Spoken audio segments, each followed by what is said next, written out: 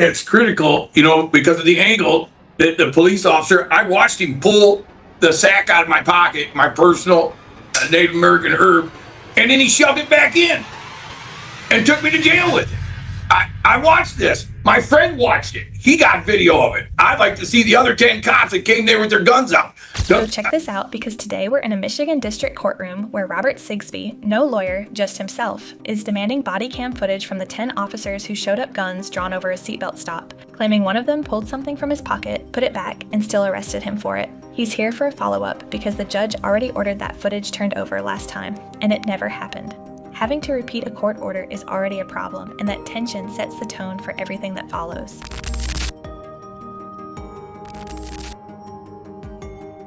All right, Mr. Sigsby, you're up. 25T01947FY, people of the state of Michigan versus Robert Wayne Sigsby. And Attorney Bagrakis, would you like to place your appearance on the record? Tim Bagrakis on behalf of the people. And Mr. Sigsby, can you state your name, please? My name's Robert Sigsby. Okay. All right, we are here today on this matter. We're back on an adjourned PCC. We've had a couple of PCCs at this point. The reason for the adjournment today was to ensure we were going to check on the exchanging of discovery. We were here on August 14th, and Mr. Sigsby has stated that he still needed some discovery. He wanted body cameras of all police officers present at the time of his arrest. And I did order any available body cameras to be turned over to Mr. Sigsby. So we have a probable cause conference on September 11th as well, because I wanted to give Mr. Sigsby an opportunity to, file any valid motions that he may want to file prior to exam after receiving all of his discovery. But we set today to make sure that there were any issues in regards to discovery. So having said that, Attorney Bagrakis, what information do you have for me? If this case already has you hooked, you're in the right place. Like and subscribe to Court with Mia. I cover the most epic, jaw-dropping court cases you won't believe are real. I know my recollection was that initially all the body cam videos were sent to Mr. Hilliker, and I believe he provided them. He indicated that he had provided them to Mr. Sigsby via a thumb drive. My recollection was also I see we have some cruiser cams, which I had directed my paralegal to send to Mr. Sigsby because, of course, as the court remembers, Mr. Hilliker was removed from representation. So now we have to deal with directly to Mr. Sigsby. And there are, to my knowledge, I don't see nor have any other body cams that are available. We've given or will be able to provide him what we already have. So here's where it gets a little frustrating to watch.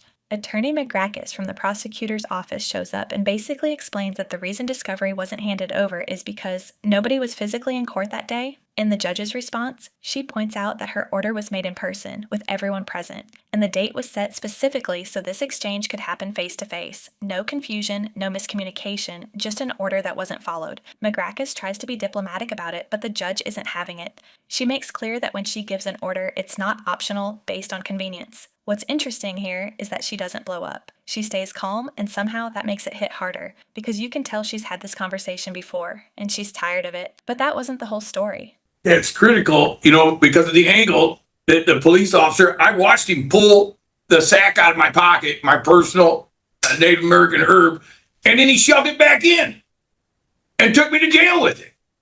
I watched this. My friend watched it. He got video of it. I'd like to see the other 10 cops that came there with their guns out. But the issue is just getting I can meet you. I want to confer with the prosecutor. I got a right to do that. So I was wanting to meet. I'm not. There's nothing really to confer about, sir. I would recommend against.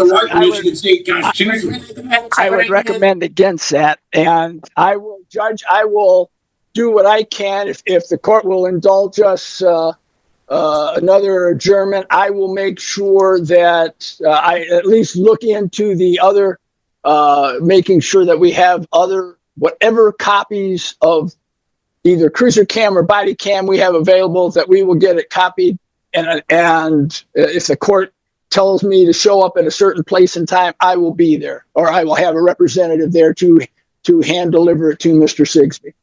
So, Mr. Sigsby, if the remaining videos were put on a flash drive, you can use that? I can use that. Okay, so here's what I'm going to order today. After the back and forth about discovery, logistics finally settles. The judge lays out a clear, no excuses plan.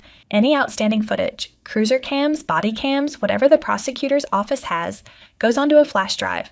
Sigsby picks it up in person at the district court on Friday, September 5th, 2025 at 11 a.m. That's the order. She then turns to the probable cause conference date and moves it from September 11th to September 18th. Giving Sigsby extra time to review the footage and prepare any motions. He asked for more time, she gave it, and honestly, that feels fair. The discovery delays weren't his fault, so penalizing him with a tight deadline would have been wrong. What she does here is quiet but important. She protects the process without making a scene about it, and you have to respect that. So, go ahead. What did you want to say? It's kind of crunchy amount of time to watch the videos. I'm going to do it.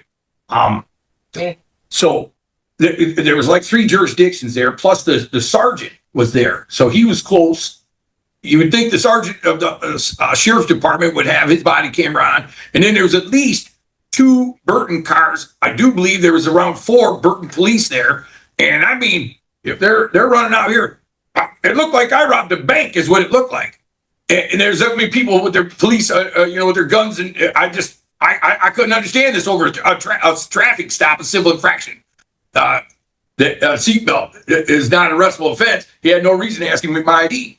So Colder versus Law says I don't have to produce an ID. All right, we're not getting into those Okay, things, but I do want you to relay that information of the people that you thought were there, so that Attorney McGregor. Yes, and the Flint Township was there also. Okay. All right. So Good. one of these people should have the angle of the police taking it out and putting it back in my pocket. That's suspicious of a crime in my mind for any cop to lay you out like that. It's that big of a bag. How could you not find it in a pat down? Okay, and so last thing is the probable cause conference that we set to actually move the case forward was for September 11th, 2025, 11 o'clock a.m.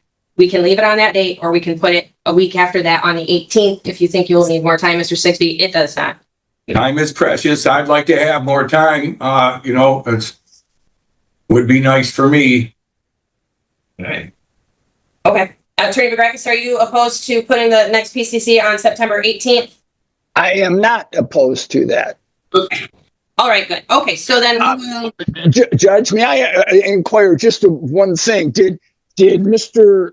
Hilliker, did Mr. Sigsby receive from Mr. Hilliker the discovery that we already sent to him? yes, right? Yes. Yes. And there was a flaw in it. And I remember I'm not getting into a discussion about what there is or isn't. What I want to know is, did you receive it from Mr. Hilliker so Yes, we don't I have did. to duplicate efforts? You're right. We don't need to duplicate the arresting officer's body cam because Okay. it's worthless the way he leaned on me that day. Okay. Well- we don't need that right now, but you do have, I remember we talked about that, you do have that discovery. Yes, I do. For all Okay. parties. Okay, so one more time. This is what my notes state. This is what we're doing. We're going to put any outstanding discovery on a flash drive, and that will be available for pickup by Mr. Sigsby at District Court on September 5th, Friday, September 5th, 2025 at 11 o'clock a.m. That is an order of the court that needs to be done. Probable cause conference will be moved to, and I will find good cause for that because of these discovery issues. Probable cause conference will be moved to September 18th, 2025, 11 o'clock a.m. All right. Thank you. I never. All right, thank you. All right, and then that's all of our PCCs today. I believe Attorney McGrath, do you agree? Yes, I believe we've taken care of all of them, Judge. All right, very good. Then have a good day. Have a great weekend. Yes, you too. All right. Yes. We can write you out a notice if you want one. Yeah, some on paper because I got enough things going on in my own life. You know how that goes. I understand. All right, very good. We'll see you on the 18th. Get this from her right now. Get it from clerk's office. So. Clerk's office. Yep. In a few minutes. Thank you. All right, you're welcome. Outrow 10 officers, 1 seatbelt stop, and footage that conveniently didn't make it to the defendant on time. I'm going with Sigsby on this one. The discovery delays weren't minor slip-ups. A judge had to repeat her own order twice. If that footage shows what he says it does, the delay matters. Was the system slow or was it something else? Let us know in the comments. That's a wrap on another epic case, and honestly, I have so many more where that came from. Drop a comment and tell me what you thought, and make sure you're subscribed to Court with Mia so you never miss the next one. See you there.